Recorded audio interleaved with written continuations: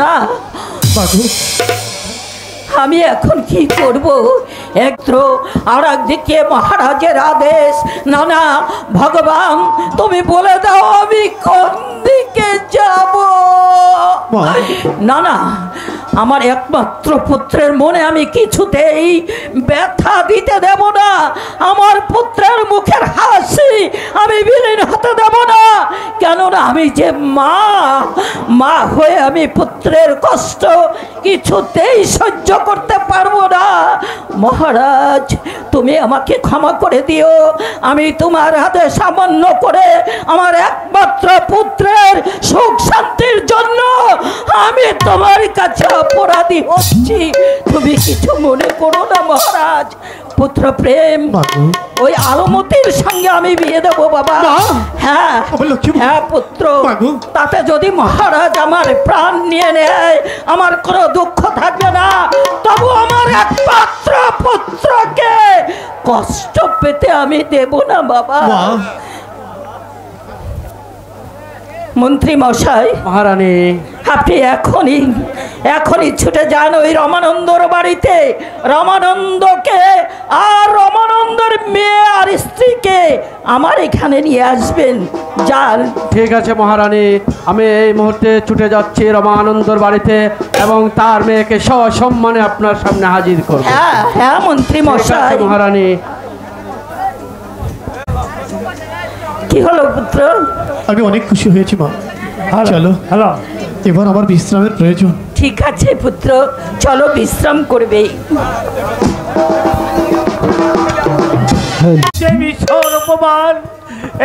তুমি আমার মৃত্যু দিলে না কেন ঠাকুর? তুমি আমার মৃত্যু দিলে না কেন? বাবা বাবা, না না, কি হয়েছে তোমার? তোর এই মুখে তুই আমাকে বাবা বলে রাখিস রে বাবা? আরে পুরামুখী, তোর মুখে আমি বাবা ডাক শুনতে চাই না। ওরে ওরে পুরামুখী, আমার ইচ্ছা হচ্ছে তোকে আমি এখনই এই গলা টিপে শেষ করে দিই। বাবা বলো না বাবা, কি হয়েছে তোমার? কি হয়েছে শুনবি?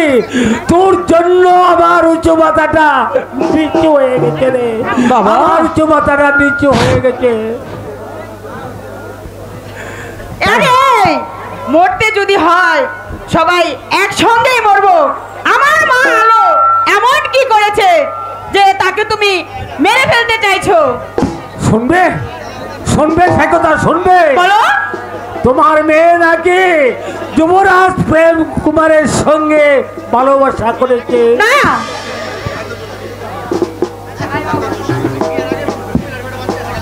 রমানন্দ, রমানন্দ কি বাড়িতে আছো?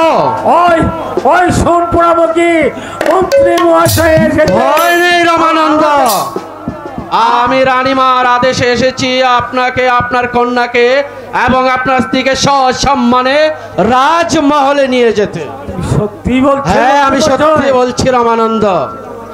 আয় আয় ওরে পুরামুখী, তোকে নিয়ে ওই রাজবাড়ির কালীমায়ের সম্মুখে তোকে হত্যা করে আছি।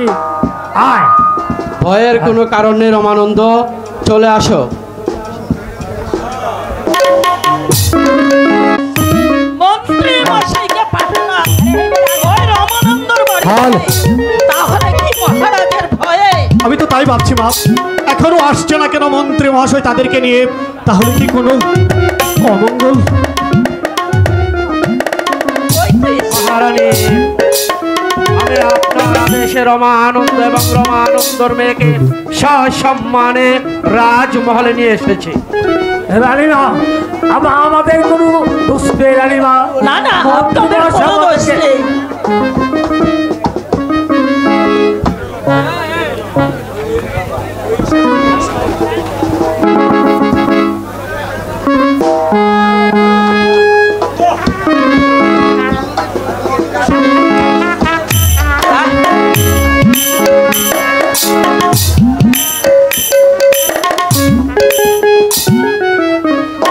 আমার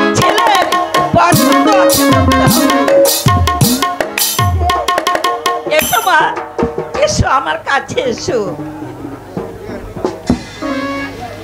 মন্ত্রী মশাই, মহারাজ এখনই আমার একমাত্র পুত্রের বিবাহের আয়োজন করুন। মা আলোর সঙ্গে আমার একমাত্র পুত্রকে আমি বিবাহ দিতে চাই। ঠিক আছে মহারানী, আমি আপনার আদেশে বিয়ের আয়োজন করছি। ঠিক আছে বিয়াই, আপনারা কোনো চিন্তা করবেন না। কি হলো? তাই ভালো না। মহারানী, মহারানী,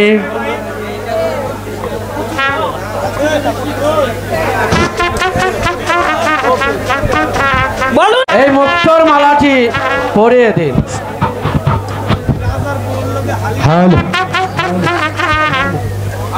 ঠিক আছে, আপনি আপনি কোনো চিন্তা করবেন না। এটা দিয়েই আমার পুত্রের বিবাহ আমি সম্পূর্ণ করব। নাও বাবা, তুমি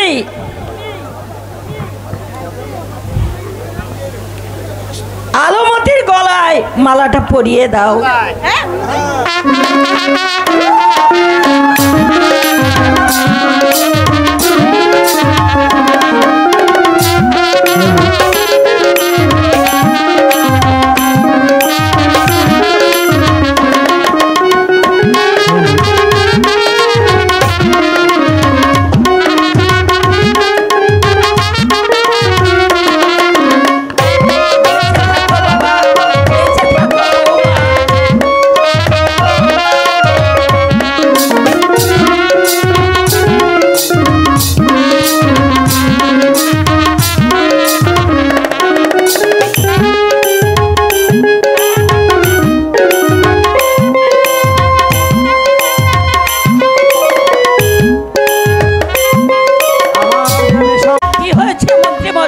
মহারাজ যদি কিছু বলেন। না মন্ত্রী মশাই, মহারাজ যদি বলে আপনাকে দোষী সাব্যস্ত করে, আপনার তো কোনো দোষ নেই, দোষ আমার।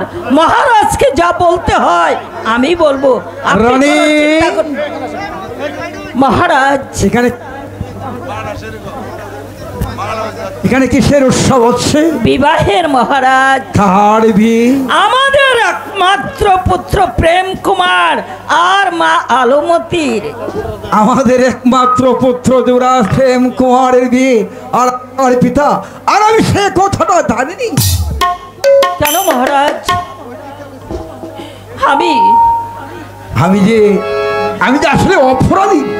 না অপরাধী না হতাম তাহলে আমার ছেলের বিয়ে আমি ছাড়বো না। মহারাজ, আপনি আমাকে ক্ষমা করবেন মহারাজ। ক্ষমা? আপনার অনুমতি ছাড়া আমি আমার একমাত্র সন্তানকে আমি বিবাহের কাজ সম্পন্ন করেছি মহারাজ। তুমি কোন অপরাধ করনি রানী। মহারাজ! অপরাধ করেছো আমি? না মহারাজ, আমি অপরাধ করেছি। রানীমা কোনো অন্যায় করেননি মহারাজ, অপরাধ যা করেছি আমি করেছি। না, আপনি আমাকে না শাস্তি দিন। মন্ত্রী মশাই, অপরাধ আপনার কেউ করেননি, অপরাধ করেছি আমি। না মহারাজ। যা হবার তো হয়ে গেছে। হ্যাঁ মহারাজ। এসো এসো পুত্র প্রেম, বসো বসো এই রাজ সিংহাসনে।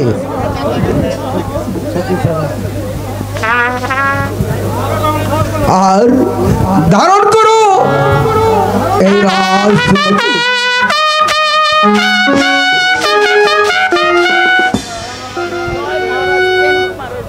জয় মহারাজ প্রেম কুমারের জয়, জয় মহারাজ প্রেম কুমারের জয়, জয় মহারাজ প্রেম কুমারের জয়। পুত্র প্রেম, পিতা, আমি চলে যাব তীর্থ পর্যটনে পিতা, কিন্তু তুই আমার সিংহাসনের মর্যাদা রক্ষা করবি। ষড়রানী,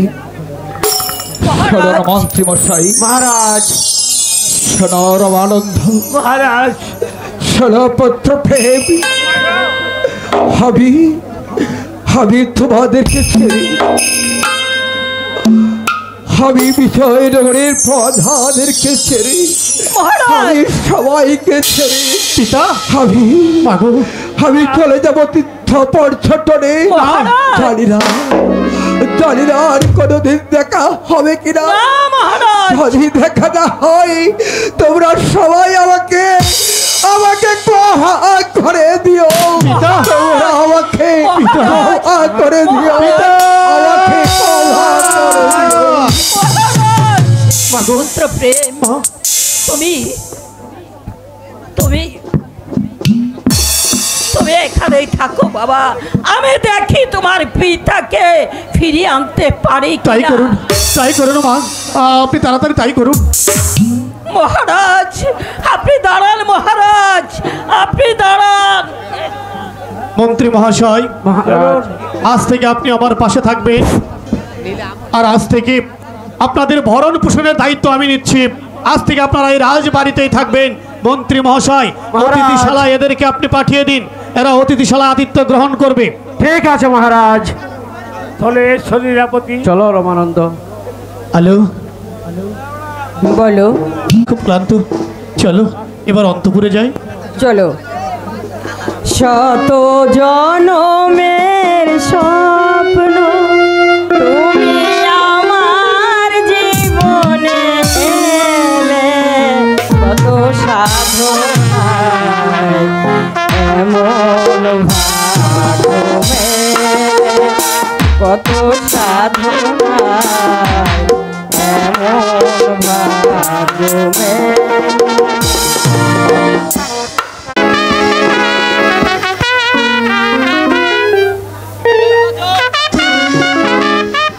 পিতা ধর্ম, পিতা স্বর্গ, পিতা ইময় মন্তব, নিতনীয় প্রতি মমত্বে গৃহন্ত স্বর্গ দেবতা ওগো পিতা, দূর থেকে তুমি আমাকে আশীর্বাদ করো। আমি যেন পারি তোমার দেওয়া রাজ্যের মান মর্যাদা অক্ষুণ্ণ রাখতে, আমি যেন পারি তোমার দেওয়া আদেশগুলো অক্ষরে অক্ষরে পালন করতে। ওগো নারায়ণ, তুমি আমার সহায় থেকো। মন্ত্রীভর বলুন কুমার। প্রথম যৌবনে আমি সিংহাসন আরোহণ করা মাত্রই জানতে পারলাম রাজভাণ্ডার একেবারে শূন্য হয়ে পড়ে আছে। তাই তো শূন্য রাজভাণ্ডার পরিপূর্ণ করতে এবছর আমি নতুন ভাবে রাজকর আদায় করতে চাই। যে সকল প্রজাদের বিগত 3 বছরের কর বাকি বই রয়েছে, তারা আগামী 3 দিবসের মধ্যে সমুদ্রের রাজকর আমার রাজভাণ্ডারে জমা করে দিতে হবে। আর যদি কোনো প্রজা দিতে অসমর্থ প্রকাশ করে, তাহলে তাকে 5,000 টাকা জরিমানা, অনাদায় 6 মাসের সশ্রম কারাদণ্ড ভোগ করতে হবে। এই হলো নতুন রাজা যুবরাজ প্রেম কুমারের আদেশ। আমি বলছিলাম কি কুমার, ধৈর্য ধারণ করুন। প্রজাদের মাথায় হাত বুলে রাজকর আদায় করাই সর্বোত্তম এবং মঙ্গল। মন্ত্রীভর, আপনি কেন বুঝতে পারতেছেন না? প্রজাদেরকে সময় দিলে তারা শুধু কাল ক্ষেপণ করে যাবে, এদিকে আবার শূন্য রাজভাণ্ডার শূন্যই পড়ে থাকবে। তাহলে যে নতুন রাজা হিসাবে এই রাজ্য পরিচালনা করা আমার খুবই দুঃস্ব হয়ে উঠবে। তাই তো আর বিলম্ব নয়, এই মুহূর্তে সেনাপতি মান সিংহকে ডেকে এনে আমি রাজকর আদায়ের ব্যবস্থা করছি। এই কে আছিস? সেনাপতি মান সিংহকে হাজি। সেনাপতি মান সিংহ মহারাজ, আমি রাজ্যের নতুন দায়িত্বভার গ্রহণ করার পরই আমি জানতে পারলাম রাজভাণ্ডার একেবারে শূন্য হয়ে পড়ে আছে। তাই তো শূন্য রাজভাণ্ডার পরিপূর্ণ করতে এবছর আমি নতুনভাবে রাজকর আদায় করতে চাই। তাই তো আপনি এই মুহূর্তে প্রজা মহলে ছুটে গিয়ে প্রজাদেরকে আমার রাজ আদেশ জানিয়ে দিয়ে বলবেন, তারা যেন আগামী 3 দিবসের মধ্যে সমুদ্র রাজকর রাজভাণ্ডারে জমা করে দেয়। আর যে সকল প্রজারা দিতে অসমর্থ প্রকাশ করে, তাদেরকে 5,000 টাকা জরিমানা, অনাদায় 6 মাসের সশ্রম কারাদণ্ড ভোগ করতে হবে। এই হলো নতুন রাজা যুবরাজ প্রেম কুমারের আদেশ। মহারাজ, আমি এই মুহূর্তে চলে যাব প্রজামহলে গিয়ে জানিয়ে দেব নতুন রাজা প্রেম কুমারের আদেশ। আগামী 3 বছরের রাজকর 3 দিবসের মধ্যে, আর যে দিতে অসমর্থ হবে তাকে 6 মাসের সশ্রম কারাদণ্ড। মন্ত্রীভর, বলুন কুমার। রাজকার্য পরিচালনা করতে করতে আমরা বড় ক্লান্ত হয়ে পড়েছি। তাই তো আজকের মতো দরবার এখানেই সমাপ্তি ঘোষণা করলাম। চলুন কুমার।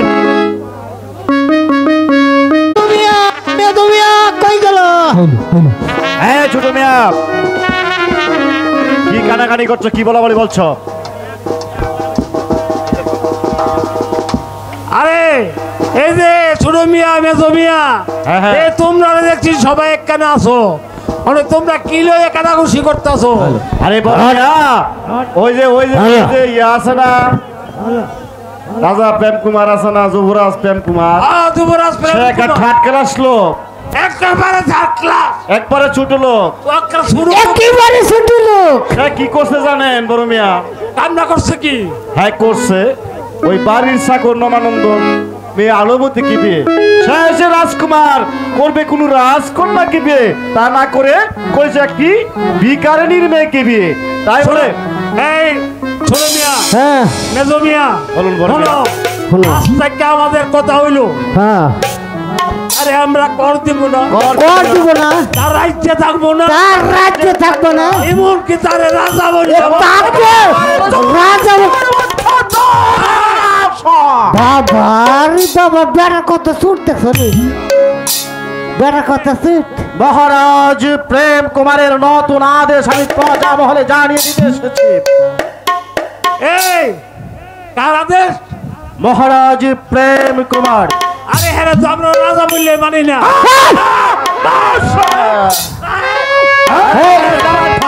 আরে থামে থামে হে মিয়া ও তো ছুটতে করে বাবা কি বেড়া এত সব পাকাইন না, আপনার খাইও না করিও না। আমার তো পড়িও না খাইয়া যান হারিয়ে যান। ছোট লোক চাষার বাচ্চা চাষারা তোরা কার সম্মুখে দণ্ডায়মান হয়ে কথা বলছিস? তোরা কি ভেবে দেখছিস না আমি রাজ্যের প্রধান সেনাপতি বাবা রে বাবা বেড়া কি ছুটতে সত্যি হে বেড়া রক রাখ শুনেন, একটা কাম করতারেন, বলো তোমার রাজাকে গিয়ে বলবেন, হ্যাঁ উনি যদি পুনরায় কোনো রাজকন্যা বিয়ে করতারে তাইলে তার রাজ্য থাকবো, রাজ্যে থাকবো, রাজা বলে স্বীকার করবো, রাজা বললেও স্বীকার করবো, রাজ করে দিব, রাজ করে দিব। আমি তোমাদের কথাটা মহারাজকে জানিয়ে দেব। তবে একটি কথা আবারও তোদেরকে স্মরণ করে যাচ্ছি, সামান্য ক্ষুদ্র প্রজা হয়ে মহারাজের বিপক্ষে এই ধরনের বিদ্রোহ আচরণ করার শাস্তি বাবা বাবা বেড়া কি ছুটতে শুনি উঠতে পারে না মোরে টিক্কা ভাঙ্গে কি বেড়া না দেখছে রাজা বলে চাকর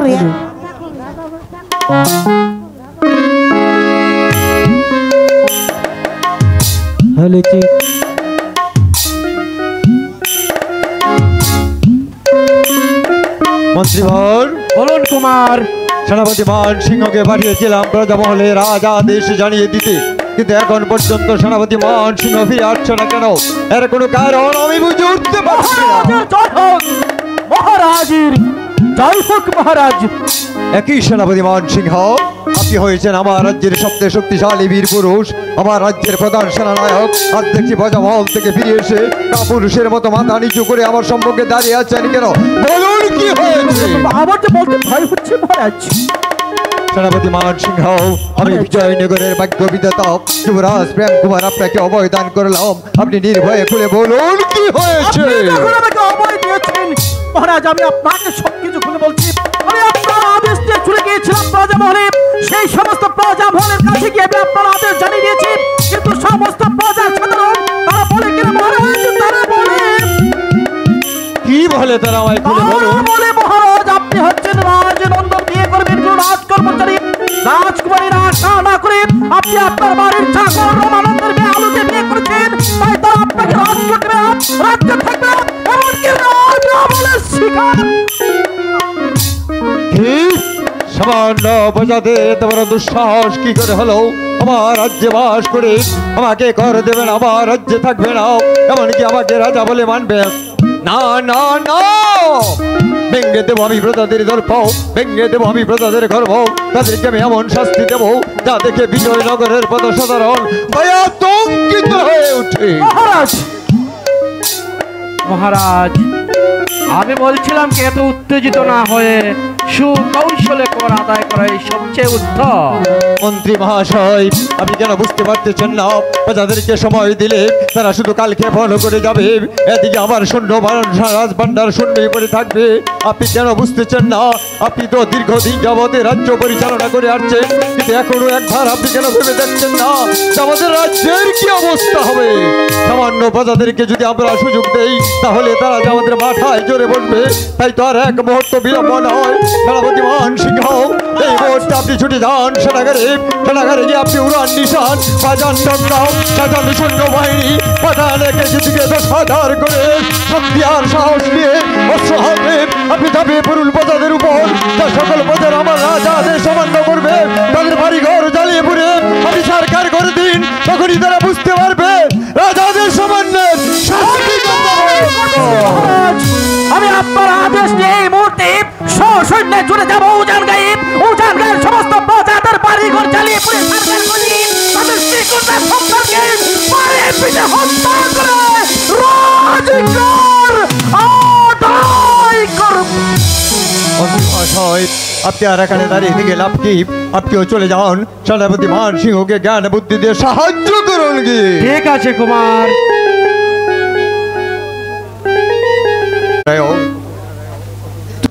সহায় থেকো নারায়ণ, তুমি আমার সহায় থেকো।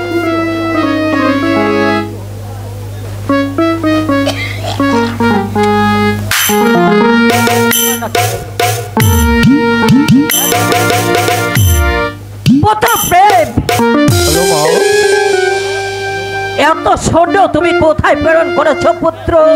কারোর সঙ্গে কি যুদ্ধ বেঁধেছে? না না, যুদ্ধ নয় মা, যুদ্ধ নয়। যুদ্ধের চেয়ে ভীষণ আমি প্রজার কন্যা বিয়ে করেছি বলে জানিয়েছে তারা আমাকে গড় দেবে না, রাজ্যে থাকবে না, এমনকি আমাকে রাজা বলে মানবে না। তাই তো আমি প্রজাদেরকে সাহায্য করার জন্য আমার সৈন্য প্রেরণের নির্দেশ দিয়েছি মা।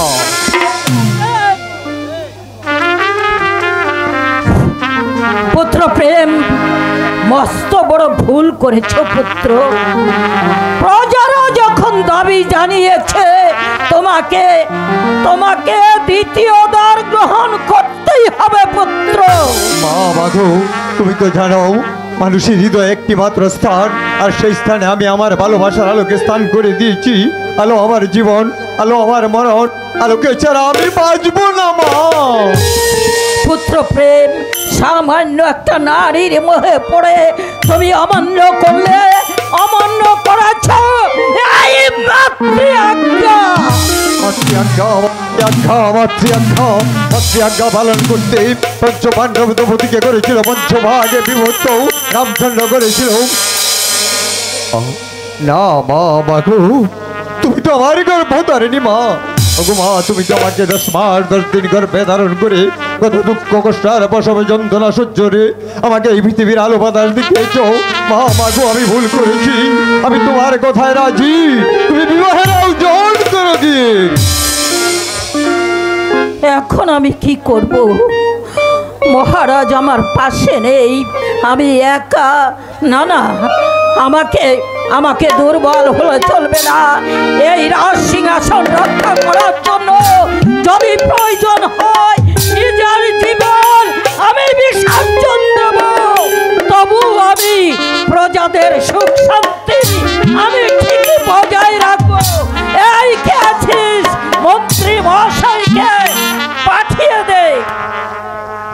আমাকে কেন স্মরণ করেছেন মহারানী? মন্ত্রী মশাই, মহারানী,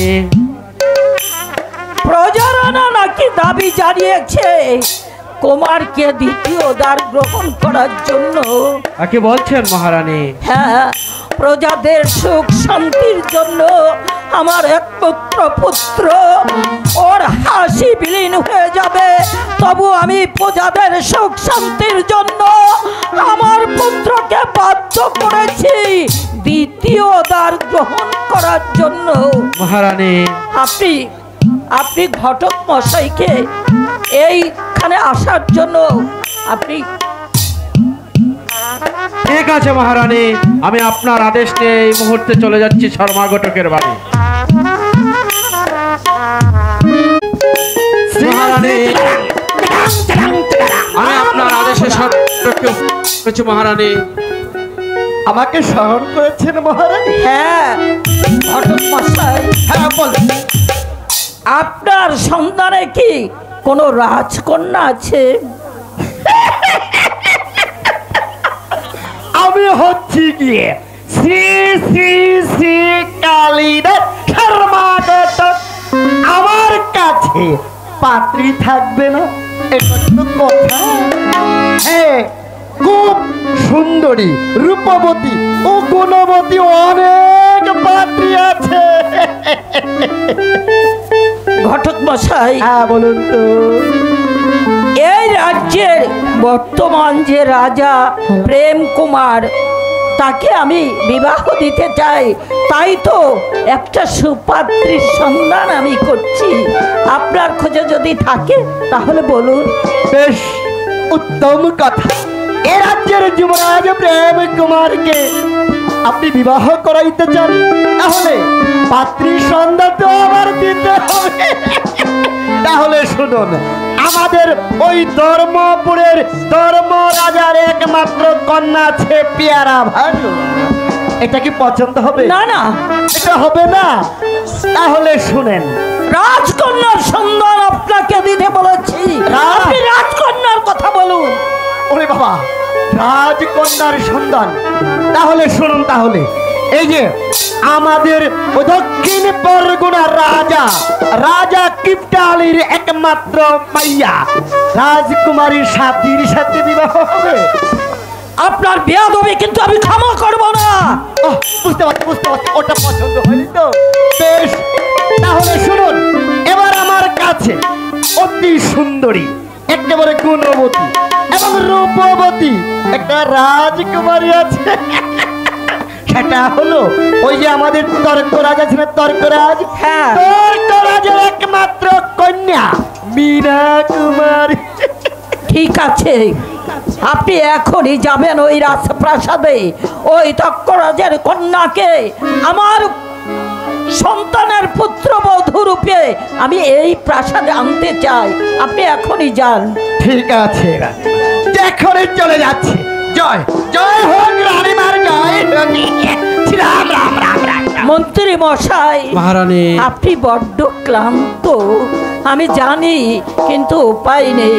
মহারাজ যখন দায়িত্ব দিয়ে গিয়েছে, তখন এই দায়িত্ব তো আমাদের পালন করতেই হবে। চলুন, আপনিও বিশ্রাম করবেন, আমিও বিশ্রাম করব। চলুন মহারানী।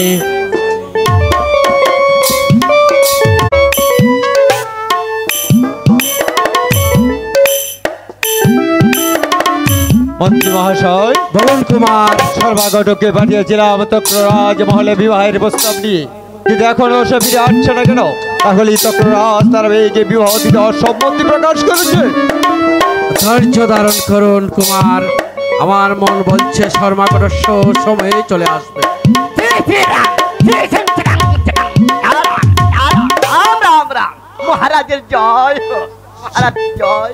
সর্বাগত, বলুন মহারাজ। যে কাজের জন্য আপনাকে পাঠিয়েছিলাম, বলুন সে কাজের কি সংবাদ? একেবারে সংবাদ শুভ নয়, একেবারে শুভ নয়। কেন, কি হয়েছে আমায় খুলে বলুন। বলে বলবো, আমার বলতে একটু ভয় করছে। সর্বাগত, মহারাজ। আমি বিজয়নগরের ভাগ্য বিধাতা যুবরাজ প্রেম কুমার আপনাকে অবদান করলাম। আপনি নির্ভয়ে খুলে বলুন কি হয়েছে। মহারাজ, আমি যখন তর্করাজে গিয়েছিলাম, তর্করাজের একমাত্র কন্যা মীনা কুমারীর সাথে বিবাহের প্রস্তাব নিছে। তারপর সে কি বলেছে জানেন মহারাজ? বলুন, সে কি বলেছে? সে বলেছে বিজয় সেনের একমাত্র পূর্ণ যুবরাজ প্রেম কুমার আগে অবধি বিয়ে করেছে, তাই এই বিবাহতে তার সে রাজি নয়। কি বললেন? সামান্য তক্ররাজের বেশে আমার সাথে বায়না ধরেছে, আমার পিতার দেওয়া রাজ্য লিখে দিলে তারপরে সে বিবাহে সম্মতি প্রকাশ করবে। না না না, এই মুহূর্তে আমি ছুটি যাবো তক্ররাজ মহলে। আমার এই স্বাধীনতার ভারীর আঘাতে তার মস্তকটাকে ভেঙে ঘুরে চুরমার করে দিয়ে তারপর তক্ররাজের কন্যাকে আমি চুলের মুঠি ধরে। ব্যস্ত হয়েন না মহারাজ, তবে আরেকটি কথা আছে মহারাজ। বলুন মহারাজ আরো একটি কথা বলেছে। কি বলেছে বলুন সর্বাগত? বলেছে সে বিবাহ করতে রাজি হতে পারে, তবে আপনার এই রাজ্যখানা তাহার নামে হুইল করে লিখে দিলে তারপরে ওই বিবাহে সে রাজি হতে পারে। সর্বাগত আপনি কি কথাটা ভেবে চিনতে বলেছেন? মহারাজ আপনি আরো ভেবে চিনতে বলুন। মহারাজ আমি বলেছিলাম কি মহারাজ, রাজ্য লিখে দিলে তো রাজ্য নিয়ে যাবে না, আপনার রাজ্য তো আপনারই থেকে যাবে মহারাজ। ঠিক আছে সর্বাগত, আপনার প্রস্তাবে আমি রাজি। আপনি আর দেরি না করে এই মুহূর্তে আমি চলে যান তক্রাজের বাড়িতে, ভালো একখান দিন খান দেখে বিবাহের 3 তারিখ ধার্য করে আবার আপনি ছুটে আসুন আমার এই বিজয়নগর রাজদরবারে। তাই করছি মহারাজ। মহারাজের জয় হোক, মহারাজের জয় হোক।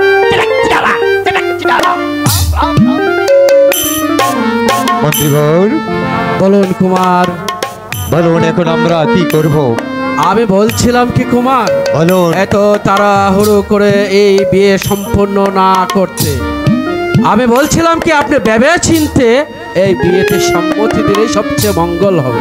মন্ত্রীবর ভেবে চিনতে তো আমরা দেখেছি, কিন্তু এত আমার মায়ের আদেশ, আমার মায়ের আদেশ তো আমি কিছুতেই লঙ্ঘন করতে পারি না। মায়ের আদেশ তো আমাকে পালন করতেই হবে।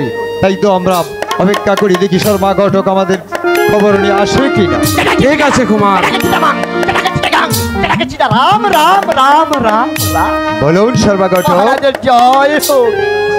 মহারাজ বলুন সর্বাগতক। আগামী শুক্রবার রাত 12টায় 1 মিনিটে শুভ দিন ধার্য করিয়া একেবারে এসেছি মহারাজ। সাবাস সাবাস সর্বাগতক, আমি জানি আপনি শুধু কথাই নয় কাজেও পারদর্শী। হে মহারাজ। সর্বাগতক মহারাজ এই বিবাহে কিন্তু আপনারও নিমন্ত্রণ রইল সর্বাগতক। তাই নাকি? তাই নাকি? তাই নাকি? হ্যাঁ সর্বাগতক। মহারাজ আমি বলেছিলাম কি এই বিবাহে কি পাঠা বলি হবে না? পাঠা বলি হবে না মানে? যুবরাজ রাম কুমারের বিয়েতে পাঠা বলি হবে না মানে? একটা কেন 10-10টা পাঠা বলি হবে। ওরে বাবা, 10-10টা পাঠা বলি তাই না? তাহলে 10-10টা পাঠা বলি 20-20টি অন্নকোষ হবে। মহারাজ আমি বলেছিলাম কি আমি যাত্রা ব্রাহ্মণ আর কি একটু পেটুক, ওই অন্নকোষগুলি আমাকে দিলে আমি একটু ভালো করে আরাম করে খেতে পারতাম। ঠিক আছে সর্বাগতক, এই পাঠার যতগুলো অন্নকোষ হবে সবগুলো আমি আপনাকেই দেব। বেশ তাই হবে। তাহলে এখন আমি যাচ্ছি মহারাজ। মহারাজ জয় হোক, জয় হোক।